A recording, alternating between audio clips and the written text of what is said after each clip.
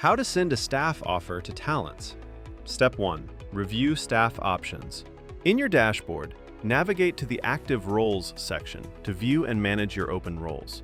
Go to the Created role to review talents who expressed interest and send an offer. Click Available Staff to see all interested professionals. Check the talents' profiles, shortlist the most suitable ones, and send an offer. Click Add to My Team. Step 2. VirtualStaff Seat Plan. To hire staff, use the VirtualStaff Seat Plan. You'll need an available seat to continue. If no seats are available, please add one first. Define employment terms.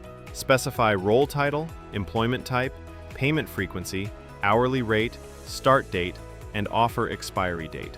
Ensure all terms align with your expectations before proceeding. Read the contract. Enter your business details, company name, address, etc. Review the contract carefully before signing. Finalize the contract and send staff offer. Click Add to My Team to officially extend the staff offer to the talent. Remember, you're always just one virtual staff seat away from reliable, affordable staff.